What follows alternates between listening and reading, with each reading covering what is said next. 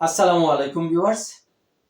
বাংলাদেশ সহ বিশ্বের যে কোনো প্রান্তে আয়ারল্যান্ডের প্রতিটি কাউন্ট্রিতে যারা দেখছেন এই মুহূর্তে আমার ভিডিওটি, আপনাদের প্রত্যেকে জানাই বাংলাদেশের হয়ে ভারতের বিপক্ষে ক্রিকেট এবং ফুটবলে মহান ইতিহাস রচনার বিজয়ের লাল সালাম। প্রিয় বন্ধুগণ, আমাদের এই বিজয়ের ধারা অব্যাহত থাকুক এই শুভকামনা রেখে আবার কিছু কথা বলতে চাই আয়ারল্যান্ডে আবার নির্বাচন প্রসঙ্গে। আয়ারল্যান্ডের প্রতিটি কাউন্ট্রিতে যারা দেখছেন আমার ভিডিওটি, স্পেশালি আপনাদের কাছে আজকের আমার বার্তা।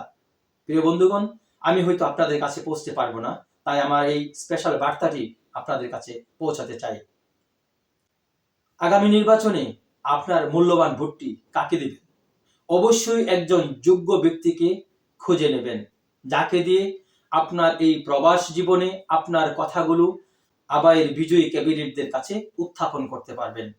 আপনি কি চান এই প্রবাসে বেড়ে ওঠা আপনার সন্তান বাংলার ঐতিহ্যকে, বাংলা ভাষাকে, বাংলার বিজয় দিবস, স্বাধীনতা দিবস এবং মহান 21শে ফেব্রুয়ারিকে প্রাণ খুলে উদযাপন করুক?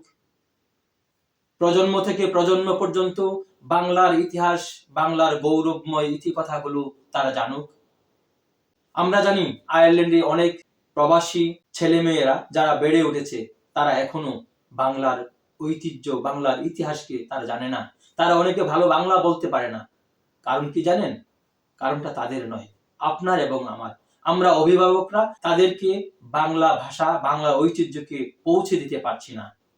তাই এবার আমার প্রতিজ্ঞা, যদি আপনার মূল্যবান ভোটে আমি নির্বাচিত হতে পারি, প্রজন্ম থেকে প্রজন্ম পর্যন্ত আমাদের দায়িত্ব থাকবে তাদের হাতে বাংলা বর্ণমালাকে পৌঁছে দেওয়ার জন্য, তাদেরকে 21শে ফেব্রুয়ারি স্বাধীনতা দিবস, বিজয় দিবসের ইতিকথা তাদেরকে শোনানোর জন্য। আয়ারল্যান্ডের প্রতিটি কোনায় কোনায় স্বাধীনভাবে মন খুলে উদযাপিত হবে আমাদের মহান স্বাধীনতা দিবস, বিজয় দিবস এবং 21শে ফেব্রুয়ারি।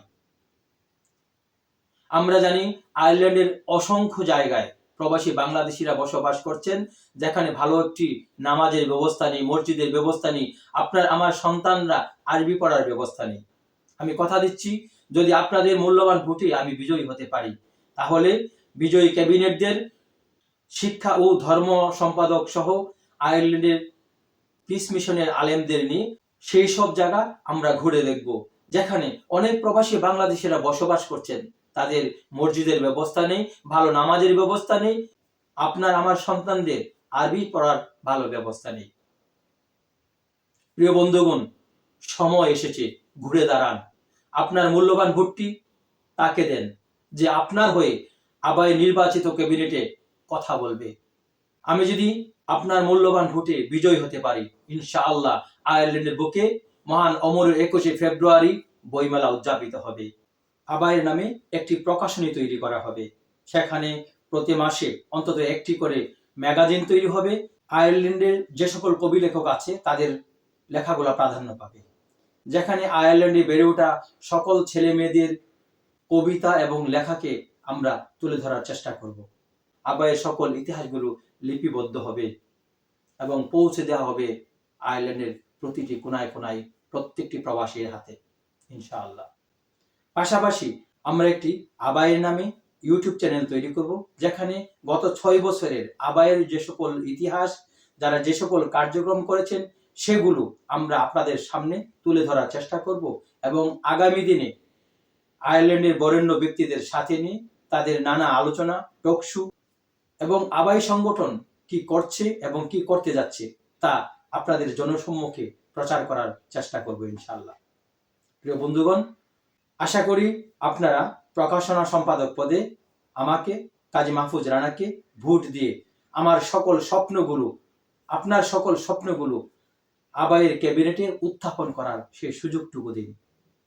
ইনশাআল্লাহ সময় এসেছে ঘুরে দাঁড়ানোর, সময় এসেছে পরিবর্তনের, সময় এসেছে নতুন উদ্ভাবনায় আগামীর পথে এগিয়ে চলার। তাই আপনাদের মূল্যবান ভোট যোগ্য প্রতিনিধিকে দিয়ে আশা করি আবায়ের আগামীর ক্যাবিনেটে পাশে থাকার সেই সুযোগটুকু দেবেন।